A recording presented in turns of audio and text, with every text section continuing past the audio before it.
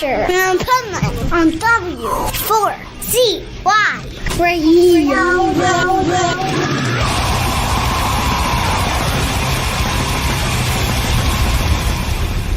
Wake up, America! It's time for the Adventures of Pipeman on W4CY.com, West Palm Beach's #1 internet radio station. Here's your host, the Pipeman.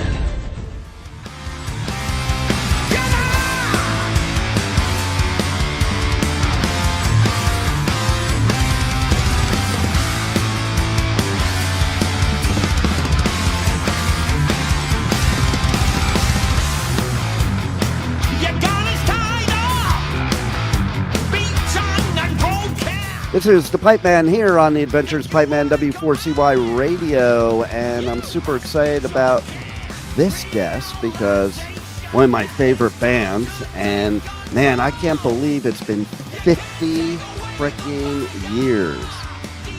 Let's welcome to the show John Gallagher from Raven. Hello, sir. Good to be here. Oh, man.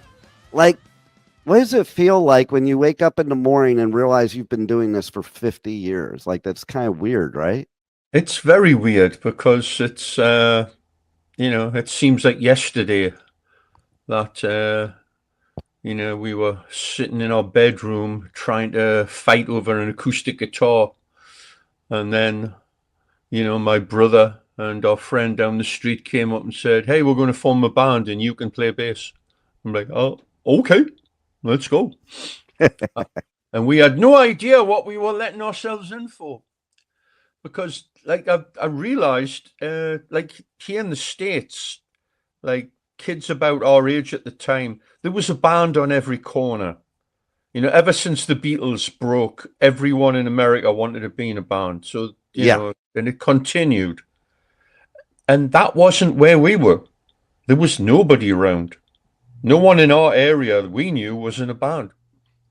I mean, there was some people that ended up doing it, but we didn't know who they were. We weren't hanging out. They weren't playing shows or anything like that. So we learned it all the hard way. There wasn't anyone on our level to kind of copy or steal ideas from. We had to steal them all from the big boys, Yeah. And it is so true. As somebody that has been listening to you since way back then, it was a very different world of music. Like right now, there's the benefits of the fact that, anybody can pretty much put out music. But then there's also the disadvantages, because then there's just a whole sea of, I think, a lot of the same type of music, because everybody's just trying to put this algebraic equation to music. Whereas bands like you guys were innovators at, like, even within the same genre, all the bands were so distinctly different. You nailed it. That was the thing about especially the new wave of British heavy metal, which was an era, not a genre, not a sound. It was a period of time. But all those bands sounded totally different. They all had passion and energy, but other than that, we didn't sound like Iron Maiden. Iron Maiden didn't sound like Def Leppard. They didn't sound like Samson. They didn't sound like White Spirit or Venom or, Diamond Head. They all sounded different, which was cool, which was great. I thought it was great myself, because it's like, I just think we need these different vibes and feelings that we get from different types of music, from different bands, from different artists, different musicians, and I don't want to listen to the same song over and over again. No, you don't want to live in a world where everything's blue, and you don't want I'm going to eat pasta every day for the rest of my life. It's like, moderation. There's a spectrum. Check it out. Yes. There's different colors, Absolutely. So we soaked in everything when we were kids, and I still try to. I mean, what have I got floating around here? What am I listening to? Allman Brothers. Nice. I never listened to Allman Brothers, really. So this is cool. I'm checking this out. Freaking U2, Hendrix. They redid the new Queen one. I see. I love that you're doing this right now because that is how we grew up with all these different varieties of music that we were into. And, it shapes who you are, and it as you as an artist, then you can be unique because you're not doing the same as everybody else. There's like influences from all different walks of life and blending genres. Preach, brother. You're saying the way it is, because it's like having a vocabulary. I see, even to this day, you'll have opening bands, and it's like, oh yeah, so they've been listening to Rain and Blood for the last 20 years and nothing else. It's like, this Slayer already did it, Right? They moved on, can't you? So what you think was the first album that ever really made you feel like, man, this is my passion, music? Slade Alive. Nice. First album I ever bought. It's still one of the greatest albums of all time. Absolutely. 100%. Nice. And they were the first band we ever saw.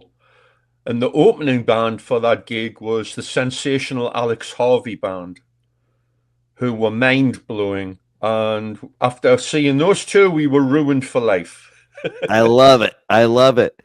So, yeah, for me, I lived in New Jersey, and I was at the Jersey Shore at the boardwalk playing some Carney game. And I saw this Carney game where you could win an album. And I saw this album up there that I'm like, oh, those dudes look cool. And so I played the game and I did win it. And it was Kiss's first album when it first came out. Very cool. And I was ruined after that, Yeah. So same thing. I mean, those guys will tell you, there's so many interviews with Gene Simmons where he goes, if it wasn't for Slade, there wouldn't be a Kiss. Because, they took that concept and ran with it and went somewhere else with it. But absolutely, big bombastic songs, lots of hooks, big guitar riffs. Yeah, of course. You have influences, but you don't need to be like your influences. You just evolve from those influences. Yeah, like you say, you pull from that vibe. I mean, we religiously went to see every concert we could. So we saw Slade and Alex Harvey. I think the next one we went to see was Status Quo, who were like one of the best live bands you would ever see. Just ridiculous. Imagine 2,000 people headbanging crazy. Just nuts. I love it. Nuts. Oh my God. Budgie. Oh yeah. I have a Budgie album right in front of us. Man, first song, Bread Fan. Place went nuts. It's a seated hall. Everyone just ran to the front. It's crazy.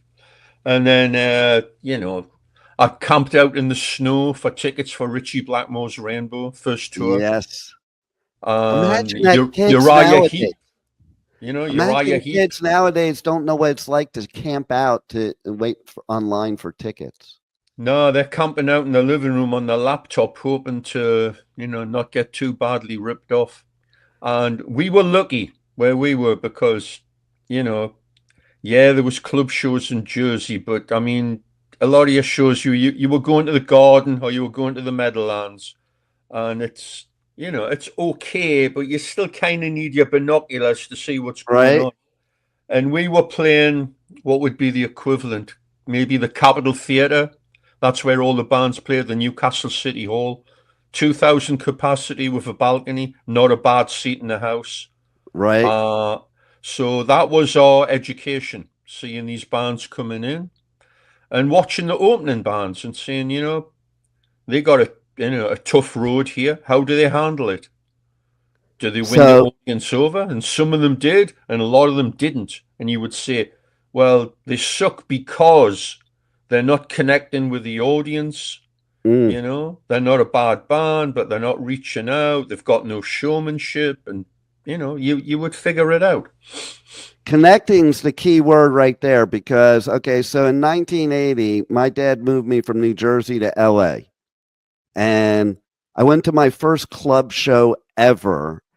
And that ruined me too, because it was like, I said, I'm never going to a real concert ever again because of everything you were talking about, that intimacy, the connection. And so it was at the Roxy on the Sunset Strip. Right. And it was Motley Crue before they even had an album. Oh, brilliant. Yeah. And so they weren't glam. They were more like horror punk. And they were trying to set the Roxy on fire to bring Satan in. And I was like, I think 13 or 14 years old. I'm like, oh my God, this is amazing. You were there at the right time. Man, we were never on the Strip. We played whenever we came. We played at the Country Club out in Reseda, and I went there all the time. I saw you guys at the Country Club in Reseda. There you go. I even I think I saw a show with you and Metallica at a club in LA because I went to like Metallica's first shows ever and Slayer's first shows ever. That would have been the Country Club, and then I think we did it again with Anthrax. I think like the year after. Yeah. So I'm like kind of famous at the Country Club because I was at a Savage Grace show and I ended the show by doing a stage dive. I was full swan in the air. Crowd moved. I hit teeth first into the floor and knocked out all my teeth. Oh, Jesus Christ. No, not recommended. Yeah, I don't do that anymore. I'll go in the pit. I like being in control. I don't like other people being in control anymore. No crowd surfing, no stage diving, but I'll go in the pit because then I'm in control. My brother did that once in Germany. We were on a opening for Running Wild and there was some guys flipping him off or something. So he just put his guitar down and dived on top of them. I love it. And he crawled out while they were all trying to find him and start a fight, and they were all fighting each other. Oh my God, that's funny. Good times. So what's it like 50 years later to write music? I ask that of all artists that have been doing it that long because I just think to myself, wow, I'm just in awe of you to be able to still have more songs in your head to get out there. You won't believe this, but literally 1 minute before I clicked on here, I had that guitar and I'm like, ooh, that's a good riff. Let's record it. So I pick a guitar up these days and, thank you, the muses, whoever. It's usually the first thing or the second thing I play. I'll just put my hands somewhere and go, oh, where do we go from here? And come up with an idea, record it, and then, go back to it later. And if it still sounds good, we'll go somewhere with it and we'll see where we can take it. But it's mysterious. And as you've probably heard from many people, you don't want to even get into it. You don't want to ruin the mojo. It's just like, right. And just let it happen. Also, it's not from you. You are like receiving from somewhere. God knows where you're receiving. And it's that spectrum. I'll receive this and somebody else will receive something else. We never get the same thing. And I don't question it. I just go with it. And the more, the merrier. See, that's a true artist right there, because that is what it's about. To being an artist, I don't think people think it's the physical person that it's like, it's just this vibe and energy that comes into you, and it doesn't come into everybody. It's certain people. You got to be tuned into that. And there is craft involved following this, where it's like, okay, sure, I've got a great idea. Where do I go from there? And then that's craft and experience. But you can't build a song purely on craft and experience, because then it turns into Max Martin and, whoever's writing for Britney Spears this week. That kind of thing, which is it's a different talent. But to me, it's like bricklaying. Or, there's a pattern and you follow it and it works. And that's great. but that's not trying to do anything new, you know? Well, it's kind of like I think of it this way too. Even, kudos to the performing artists that, they perform, but somebody else writes a song. No hate at all, but I couldn't imagine myself doing it. Like, I couldn't imagine singing somebody else's song or playing somebody else's song because it's not my feelings. Like, I think songs are very personal to the artist, and I think us as the audience, we need to see that. And if you're just doing somebody else's feelings, people can tell. They see it and they can tell. You can put yourself into it, but I mean, no one would doubt Roger Daltrey singing Pete Townsend songs. Yeah. It brings them to life. You bring another, and Pete will sing them, and they're different, totally different when you hear his demos to what they did. So you can do that. But if it's a case of being the performing monkey, here's the song, sing it, and there's nothing coming in creative at all, that's a different story, And I mean, would you say it's true when you're a band, like speaking of Zeppelin or the Beatles, that even though one person's maybe writing it, you're collaborating, so you're part of that process anyway, so you do have the feeling because you have input into it. Yeah, and once everyone puts that input into it, it elevates it, it turns into something far beyond what you started with. Yeah, absolutely. So can't take away the fire. I mean, it's as good or better than 50 years ago. Like that's the plan. That's not only amazing, but it is the way it should be, right? Like you perfect your craft over the years. Like I think of it, we talk about the old days, and it's so great now that we don't have the gatekeepers anymore and the division and all that. Because I remember, speaking of Metallica, I remember when the Black album came out, and me and my friends were like, posers, we're never listening to them again, blah, blah, blah, stupid young shit. And the fact of the matter is then you have to think of the musician. The musician wants to grow and wants to get better and learn and perfect their craft. They don't want to stay essentially a garage band. No, I mean, that's when I get the question, when Metallica opened for you, did you ever think they would turn into the phenomenon they are now? I'm like, no. And they didn't. It was the band that had been on that tour and then went with other bands and learned and honed their songwriting chops and did the second record. Yeah. That's the band that grew into what they are now, not the first one. It's not disparaging the first album, but that particular band, that would have never grown into what they was. There's no way. Well, think about it. Any band that puts out those type of original albums, that first album, they're usually teenagers when they wrote it. Yeah. And, so I think of anybody in any craft. If you've been doing something for 20, 30, 50 years, you wouldn't do it that long if you weren't getting much better after all that time. You would hope so. Yeah. Right? There's probably examples to the contrary, but you would hope so, So, in our case, we basically laid down the gauntlet on our first album, and it had quite a variety of stuff. But there was a common thread where it was all revved up and crazy. But there was, an acoustic thing. There was Tyrant of the Airways with a quiet bit in the middle. So there was stylistically places to go. We weren't, it wasn't like the Ramones' first album or something where it was, there you are and that's it. Right. Totally. And Metallica could have done the same thing. They could have made Kill 'Em All Part 2, 3, 4, 5. They didn't. They branched out.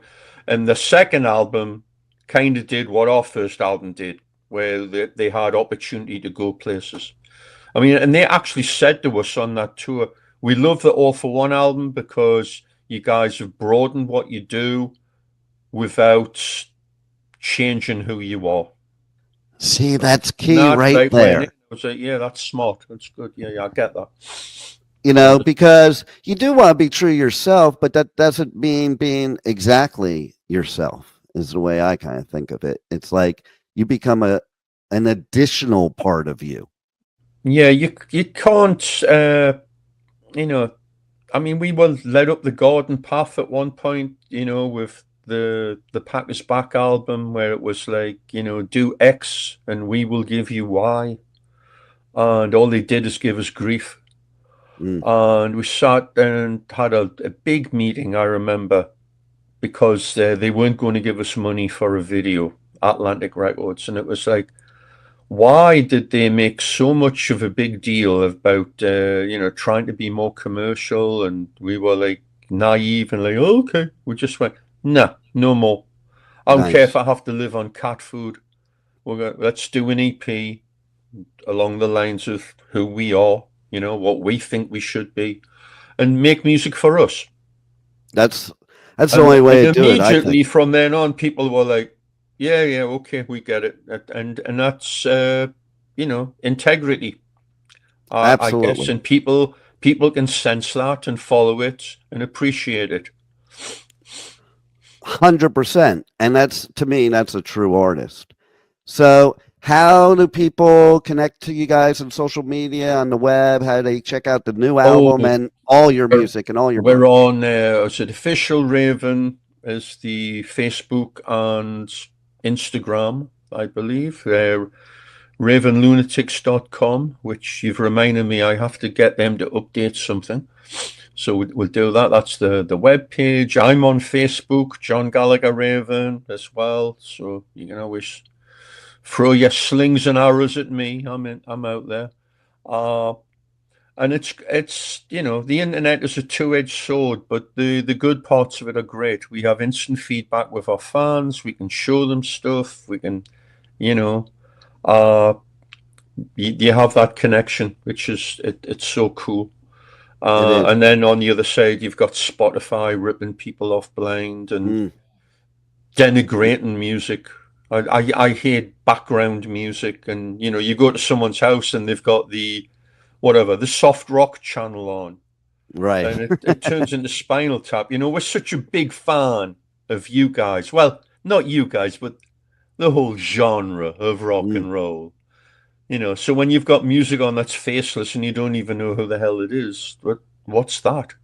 Yeah. I want to pay attention to what I'm listening to, Oh, I talk about it all the time. Back in the day, we sat with our headphones on and we bought this album with our hard-earned money so we played it like 10 million times to get our money's worth. And we just dove into it with all the artwork and the lyrics. And, I was just saying the other day, people, including my own kids, ask like, how do you know the lyrics to every single song that comes on?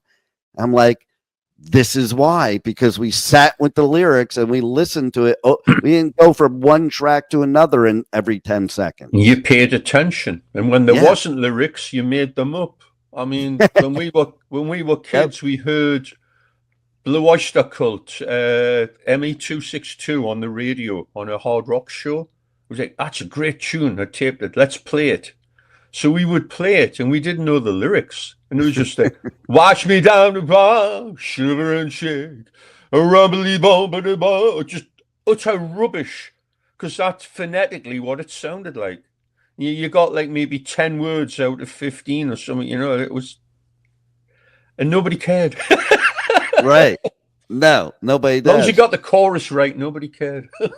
Nobody does. That's for sure. And they were probably spreading the word like the game of telephone. That's the lyrics.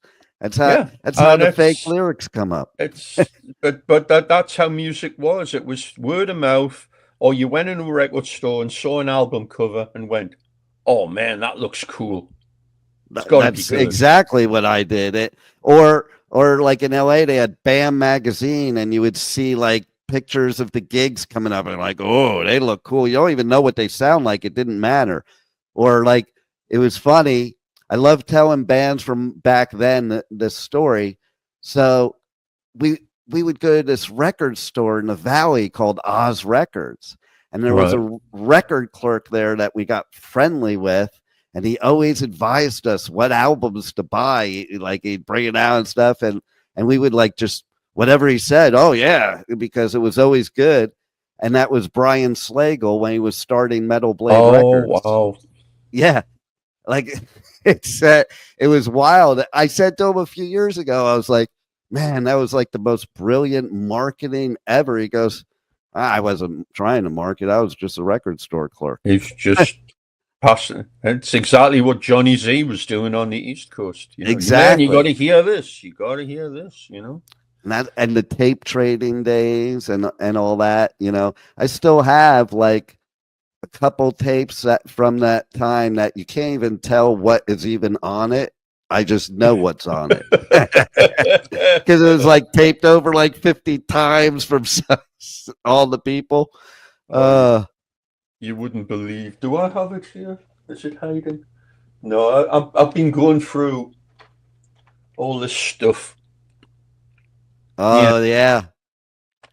You know, like what do we got here? We have Newcastle Mayfair, 1983. We have Wrexham Festival, 1982. All these bootlegs and stuff. Wow. Just checking through stuff. And there's a tape from 1975 recorded in my mum and dad's front room. Wow. Me, Mark, and Paul Bowden were taking turns on the drums. This is like scary bad and very clear. Oh my God. Learning, you know, it's learning. That is way cool. You know, it's like, I mean, there's so many things like that from back then. I think that's why music was so creative, because you had to be creative. You know, you made it. It wasn't handed to you on a plate. No. We learned, we had to learn by using our ears and watching.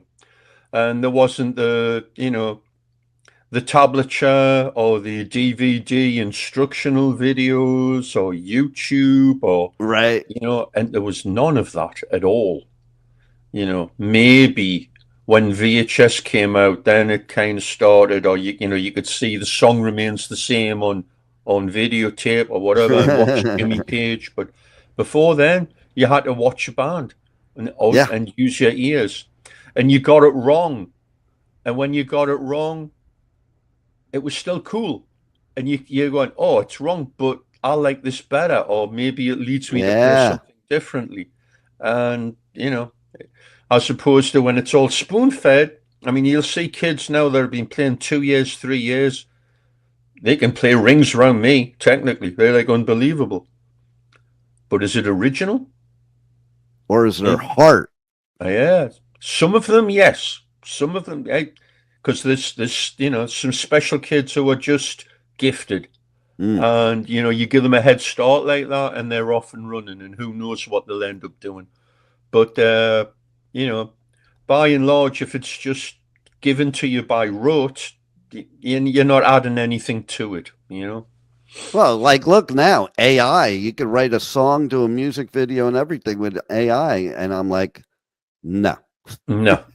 Well, all you need to do now is someone was telling me they were looking for stuff up on the band to research for an interview.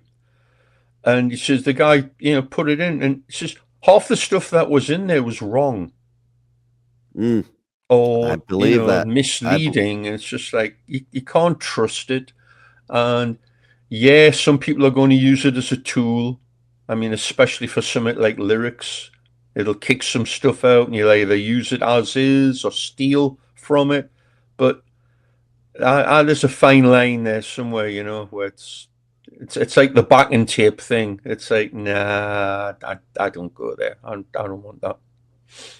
Yeah. So my research is being in the car with my bro in the 80s, playing parts of your songs over and over again sometimes for the high-pitched, unbelievable screams. Like, we would be so like enamored that we gotta listen to that again. Come on. No way. You know, Touch wood, I've still got it. I can still do all of it. I know. That's why I bring it up. This new album, I'm listening to the new album. I'm like, how does he have the same voice as then? Yeah, it's better. It is better. It should be. I've been practicing. See, that's pretty good. The new album, that EP, Can't Take Away the Fire, you put that first track on, Black and Blue, that'll clean your clock. That'll knock your head. Your hairpiece will fly through the air. That's as vicious as anything we've ever even dreamed of.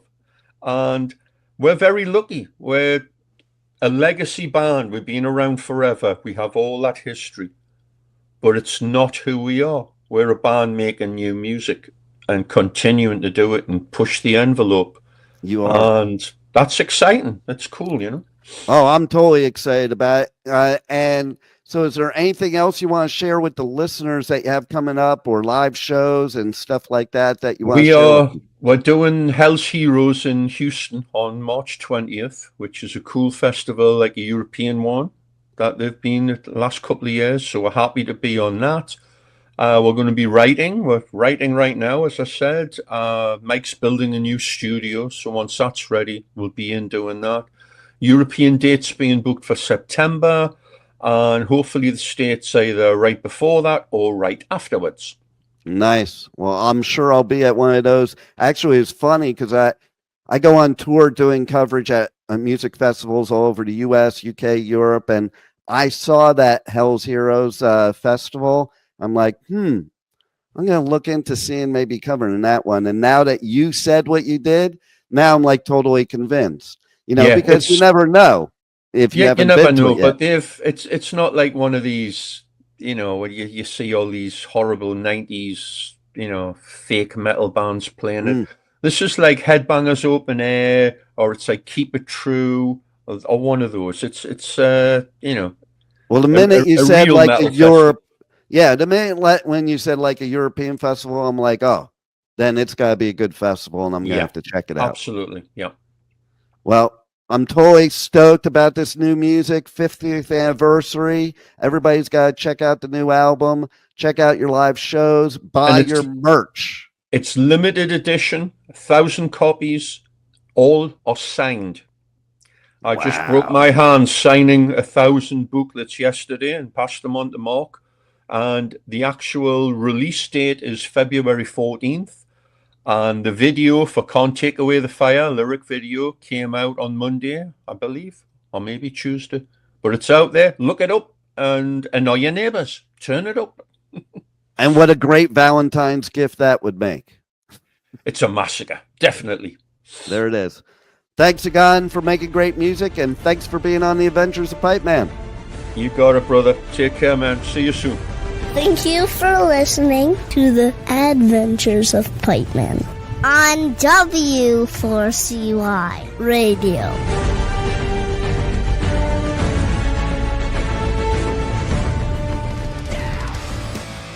Hello there, ladies and gentlemen and maniacs. This is John Gallagher from Raven, and you are listening to the Pipeman on W4CY Radio. Turn it up!